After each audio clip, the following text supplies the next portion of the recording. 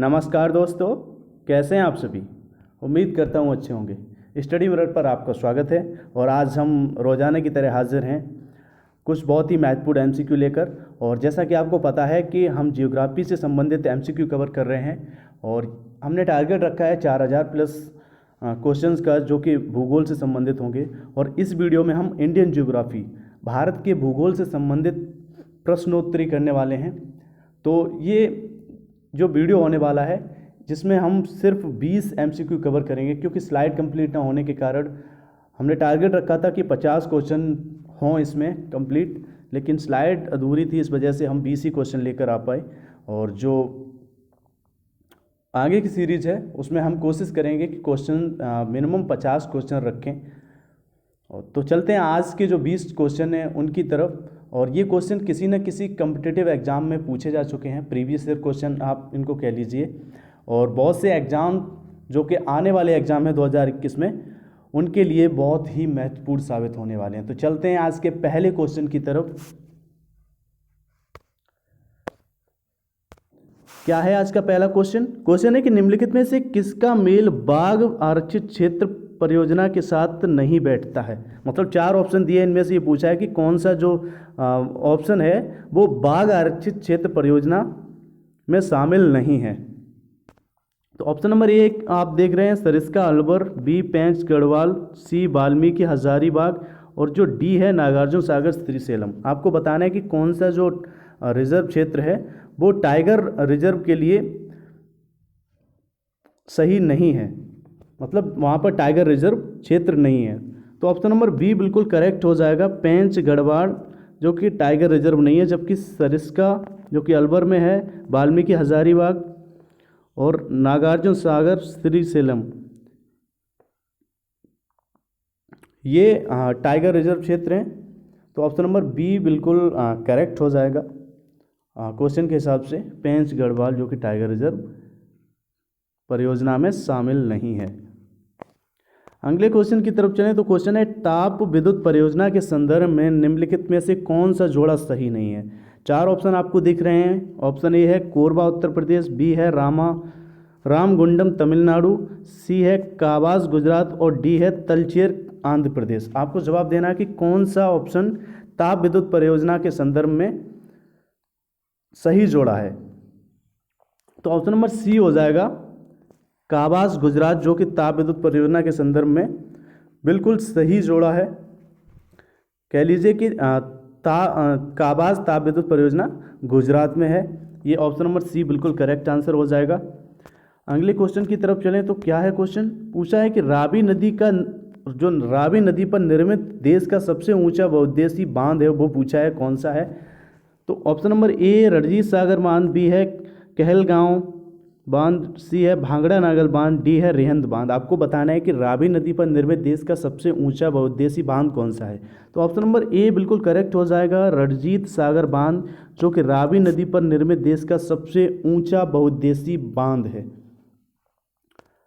अगले क्वेश्चन की तरफ चलें तो क्वेश्चन पूछा गया है कि कोई व्यक्ति अगर 3 अलग अलग राज्यों में रणथंभौर, गिर और बांदीपुर के राष्ट्रीय उद्यान देखना चाहता है, इस संदर्भ में उसे निम्नलिखित में से किस राज्य में जाने की आवश्यकता नहीं है।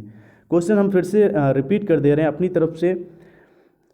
ये पूछा गया है क्वेश्चन कि जो 3 जो राष्ट्रीय उद्यान दिए गए हैं रणथंभौर, गिर और बांदीपुर, उनका संबंध नीचे दिए 3 राज्यों से है, जबकि एक राज्य ऐसा है जो इस संबंध में मेल नहीं खाता है। तो वो ऑप्शन आपको बताना है कि कौन सा करेक्ट है। तो 4 ऑप्शन आपको दिख रहे हैं, राजस्थान, गुजरात, कर्नाटक, मध्य प्रदेश। इनमें से आपको बताना है कि रणथंभौर, गिर और बांदीपुर के राष्ट्रीय उद्यान देखना चाहता है अगर कोई व्यक्ति, तो इस संदर्भ में उसे किस राज्य में नहीं जाना चाहिए।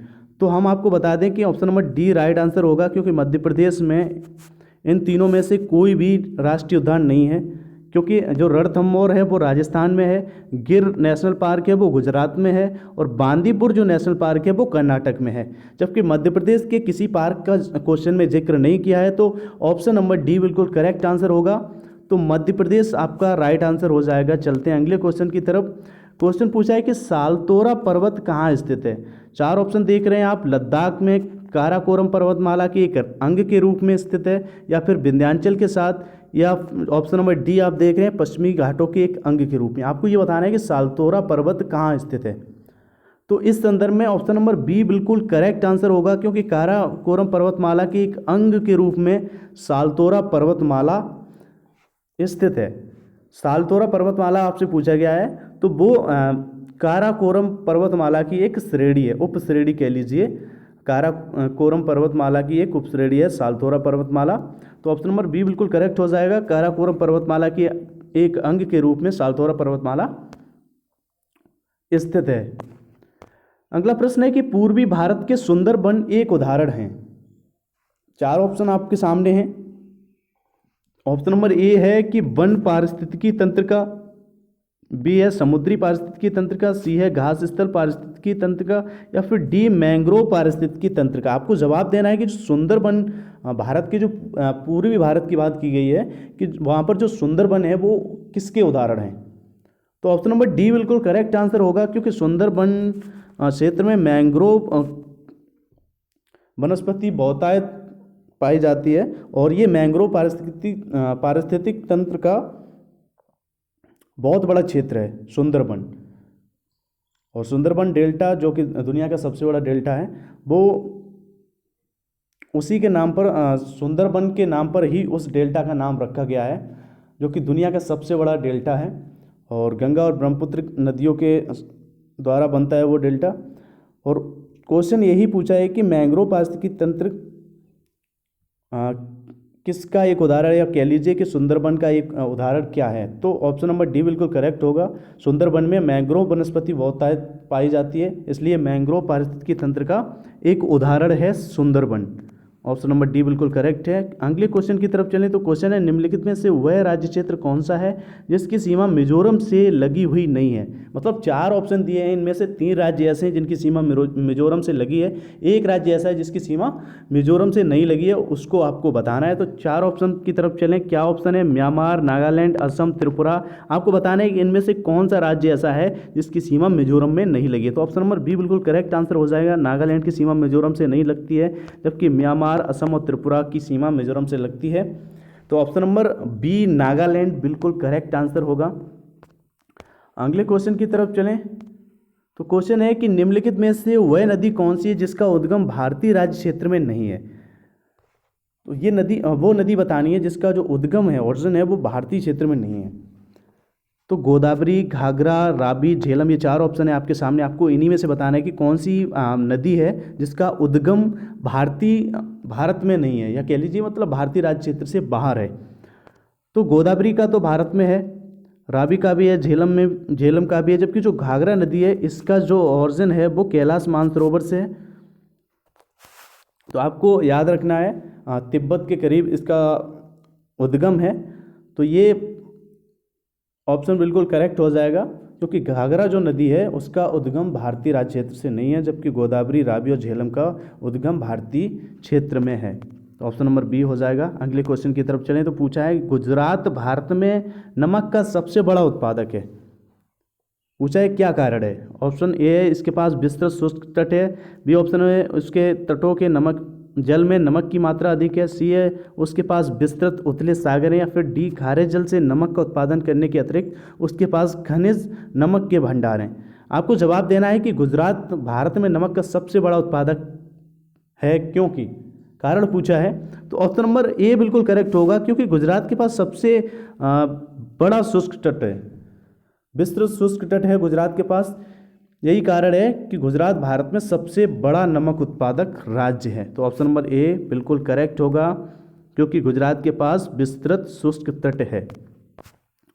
क्वेश्चन पूछा गया कि सरदार सरोवर बांध का निर्माण किस नदी पर किया जा रहा है। 4 ऑप्शन है ताप्ती, नर्मदा, चंबल, माही। आपको बताना है किस नदी पर सरदार सरोवर बांध का निर्माण किया जा रहा है। तो ऑप्शन नंबर बी बिल्कुल करेक्ट आंसर होगा, नर्मदा नदी पर सरदार सरोवर बांध का निर्माण किया जा रहा है। तो आंसर बी हो जाएगा, नर्मदा नदी जिस पर सरदार सरोवर बांध का निर्माण किया जा रहा है। अगले प्रश्न की तरफ चलें तो प्रश्न है कि दामोदर नदी को बंगाल का शोक कहा जाता है, क्योंकि 4 ऑप्शन देख रहे हैं आप। पहला ऑप्शन है इसमें प्रायः तबाही मचाने वाली बाढ़ आती है, दूसरा है इसमें अधिकतम मृदा अपरदन होता है, तीसरा ऑप्शन आप देख रहे हैं इससे अनेक खतरनाक झरने बन जाते हैं। आप कहें तो यह बारहमासी नदी नहीं है। ये चार ऑप्शन में से आपको बताना है कि क्या कारण है कि दामोदर नदी को बंगाल का शोक कहा जाता है। तो ऑप्शन नंबर ए बिल्कुल करेक्ट आंसर होगा, क्योंकि इसमें जो दामोदर नदी है इसमें प्रायः तबाही मचाने वाली बाढ़ आती है। यही कारण है कि इसे बंगाल का शोक कहा जाता है। दामोदर नदी में तबाही मचाने वाली बाढ़ आती हैं, जिसके कारण दामोदर नदी को बंगाल का शोक कहा जाता है। तो ऑप्शन नंबर ए बिल्कुल करेक्ट आंसर होगा। अगले क्वेश्चन की तरफ चलें तो क्वेश्चन क्या पूछा गया है। क्वेश्चन आपके सामने है कि निम्नलिखित में से वह नदी कौन सी है जिसका उद्गम भारतीय क्षेत्र में नहीं है। हालांकि वो क्वेश्चन अभी था, सेम क्वेश्चन है, लेकिन ऑप्शन के हिसाब से आपको जवाब देना है। चार नदी उसमें अलग थी और इसमें वो चार नदी अलग हैं। आपको जवाब देना है कि इन चार नदियों में से किसका उद्गम भारतीय क्षेत्र में नहीं है। तो ऑप्शन की तरफ चलें तो क्या है ऑप्शन, महानदी, रावी, ब्रह्मपुत्र, चिनाब। इनमें से आपको जवाब देना है कि कौन सी नदी है जिसका ओरिजिन भारत से बाहर है। तो ऑप्शन नंबर सी बिल्कुल करेक्ट हो जाएगा। ब्रह्मपुत्र नदी जिसका जो उद्गम है वो कैलाश मानसरोवर तिब्बत के पास है, जबकि महानदी, रावी, चिनाब ये भारत में ही, इन नदियों का जो ओरिजिन है वो भारत में ही है।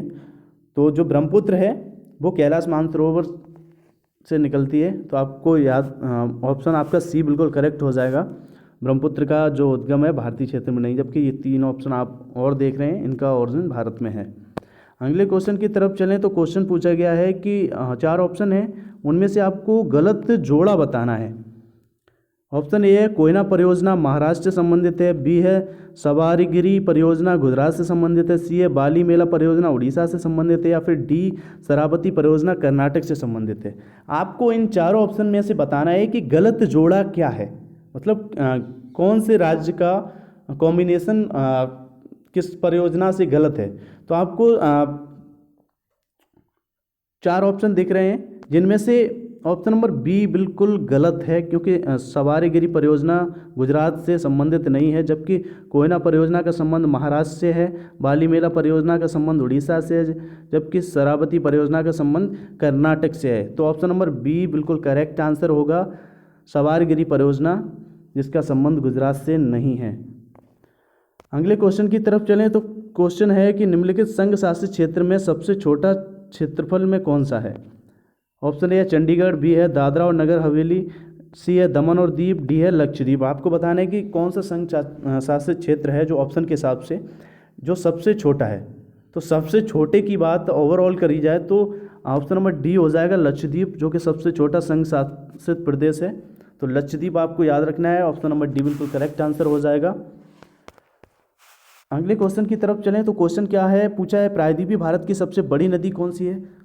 तो दोस्तों ये कुछ क्वेश्चंस रिपीट हो रहे हैं, क्योंकि इससे पहले हम काफ़ी वीडियो कवर कर चुके हैं, उनमें बहुत से क्वेश्चन हम ये जो क्वेश्चन बहुत से रिपीट हो रहे हैं वो क्वेश्चन उनमें कवर हो चुके हैं। तो आपको परेशान नहीं होना है, क्योंकि रिपीट क्वेश्चन हो रहे हैं तो कहीं ना कहीं आपका रिवाइज ही हो रहा है। तो अभी जो क्वेश्चन पूछा है उसकी तरफ चलें तो प्रायद्वीप भारत की सबसे बड़ी नदी पूछी है। तो ऑप्शन दिख रहे हैं गोदावरी, नर्मदा, महानदी, कावेरी। आपको जवाब देना है कौन सी नदी प्रायद्वीपीय भारत की सबसे बड़ी नदी है। तो गोदावरी नदी जो कि प्रायद्वीपीय भारत की सबसे बड़ी नदी है, ऑप्शन ए बिल्कुल करेक्ट आंसर हो जाएगा। अगला प्रश्न है कि निम्नलिखित में से कौन सा शिपयार्ड भारतीय नौसेना के युद्ध पोतों का निर्माण करता है। चार ऑप्शन है Cochin shipyard, Mazagon docks Mumbai, garden reach workshop Calcutta, या फिर हिंदुस्तान शिपयार्ड विशाखापट्टनम। आपको जवाब देना है कि कौन सा शिपयार्ड भारतीय नौसेना के लिए युद्ध पोतों का निर्माण करता है। तो ऑप्शन नंबर सी बिल्कुल करेक्ट आंसर होगा। जो कलकत्ता का गार्डन रीच वर्कशॉप है वो भारतीय नौसेना के लिए युद्ध पोतों का निर्माण करता है। तो ऑप्शन नंबर सी बिल्कुल करेक्ट आंसर होगा, गार्डन रीच वर्कशॉप कलकत्ता।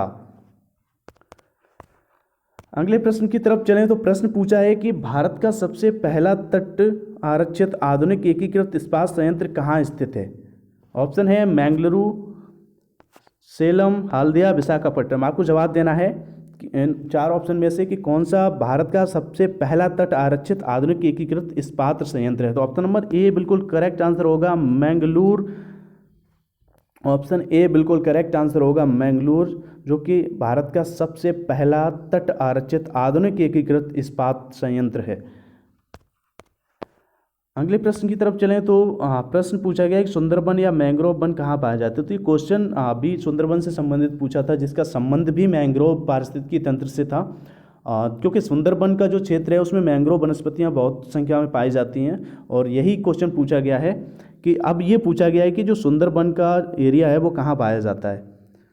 तो 4 ऑप्शन देख रहे हैं, कच्छ प्रायद्वीप में, डेल्टाई पश्चिम बंगाल में, या कोंकण तट में, या पश्चिमी घाट में। तो आपको हम बता दें, ऑप्शन नंबर बी बिल्कुल करेक्ट आंसर होगा। डेल्टाई पश्चिम बंगाल में सुंदरबन या मैंग्रोव वन पाए जाते हैं, क्योंकि डेल्टाई जो पश्चिम बंगाल में जो डेल्टा बनता है सुंदरबन का डेल्टा, उसी नाम जो सुंदरबन के एरिया में ही वो डेल्टा बनता है, तो उसी डेल्टाई पश्चिम बंगाल में सुंदरबन या मैंग्रोव वन पाए जाते हैं, क्योंकि मैंग्रोव वनस्पति को सुंदरबन वनस्पति भी बोलते हैं। तो क्वेश्चन वही है, सुंदरबन का क्षेत्र नहीं पूछा आपको, मैंग्रोव से संबंधित क्वेश्चन है कि मैंग्रोव वन कहाँ पाए जाते हैं। तो डेल्टाई पश्चिम बंगाल, ऑप्शन नंबर बी बिल्कुल करेक्ट आंसर होगा। तो आंसर हो जाएगा डेल्टाई पश्चिम बंगाल। अगला प्रश्न है कि विद्युत उत्पादन के लिए नगर अपशिष्टों का प्रयोग करने वाला भारत में पहला शहर कौन सा है। 4 ऑप्शन है आपके सामने, कोलकाता, मुंबई, चेन्नई, दिल्ली। आपको बताना है कि इनमें से कौन सा विद्युत उत्पादन के लिए नगर अपशिष्टों का प्रयोग करने वाला भारत में पहला शहर है। तो ऑप्शन नंबर सी चेन्नई बिल्कुल करेक्ट आंसर होगा। चेन्नई बिल्कुल करेक्ट आंसर होगा, जो कि भारत में विद्युत उत्पादन के लिए नगर अपशिष्टों का प्रयोग करने वाला पहला भारतीय शहर है। कौन सा शहर है? चेन्नई। ऑप्शन नंबर सी बिल्कुल राइट आंसर होगा इस क्वेश्चन का। अगला प्रश्न है कि एकीकृत इस्पात संयंत्र जो भारतीय इस्पात प्राधिकरण सेल के प्रबंध के अंतर्गत नहीं आता है, निम्नलिखित में से किस स्थान पर है। 4 ऑप्शन देख रहे हैं आप, भिलाई, दुर्गापुर, राउरकेला, जमशेदपुर। आपको बताना है कि कौन सा भारतीय इस्पात प्राधिकरण या फिर कहें शॉर्ट फॉर्म जिसका सेल के प्रबंध के अंतर्गत नहीं आता है। तो ऑप्शन नंबर डी बिल्कुल करेक्ट आंसर हो जाएगा, जमशेदपुर, जो कि एकीकृत इस्पात संयंत्र है जो भारतीय इस्पात प्राधिकरण सेल के प्रबंध के अंतर्गत नहीं आता है। तो ऑप्शन नंबर डी जमशेदपुर बिल्कुल राइट आंसर होगा। तो दोस्तों हमने ये 20 बहुत ही महत्वपूर्ण क्वेश्चन कवर किए। आई होप आपने काफ़ी पसंद किए होंगे, और अगर पसंद किए हैं तो लाइक ज़रूर कीजिए, और अगर आप चैनल पर नए हैं तो चैनल को सब्सक्राइब करना बिल्कुल मत भूलिए। और अगर आप इसी तरह के वीडियो पाना चाहते हैं और आपको लगता है ये वीडियो आपके लिए बेनिफिशियल हैं और किसी और दोस्त का इन वीडियो से थोड़ा बहुत फ़ायदा हो सकता है, तो उनको इस चैनल तक ज़रूर लेकर आइए। आपको कुछ नहीं करना है, आपको सिर्फ वीडियो शेयर करनी है अपने दोस्तों के साथ या किसी ग्रुप में। और अगर कोई भी प्रतिक्रिया है तो कमेंट बॉक्स में हमें बताइए। और उम्मीद करता हूँ ये सेशन आपको अच्छा लगा होगा। और जियोग्राफी से संबंधित जो सीरीज चल रही है, हमने टारगेट 4000 प्लस क्वेश्चंस का रखा है। इनमें कुछ क्वेश्चन रिपीट भी होंगे, बहुत से आपको अच्छे क्वेश्चन पढ़ने को भी मिलेंगे, और ये ज़्यादातर क्वेश्चन प्रीवियस ईयर से संबंधित हैं, क्योंकि यही क्वेश्चन अपकमिंग एग्जाम में भी पूछे जाएंगे। ये दावा तो मैं नहीं करता हूँ, क्योंकि मोस्टली क्वेश्चन किसी भी कम्पिटिटिव एग्जाम में एक ना एक किसी ना किसी एग्जाम के पैटर्न को उठाकर ही सिलेक्ट किए जाते हैं। तो ये क्वेश्चन प्रीवियस ईयर में पूछे जा चुके हैं, और ये अपकमिंग एग्जाम के लिए बहुत ही इंपॉर्टेंट क्वेश्चन है। तो उम्मीद करता हूँ अच्छे लगे होंगे, और ज़्यादा से ज़्यादा दोस्तों को लाना मत भूलिए चैनल की तरफ। और मिलते हैं अगले वीडियो में, तब तक के लिए नमस्कार। Thank you so much video देखने के लिए।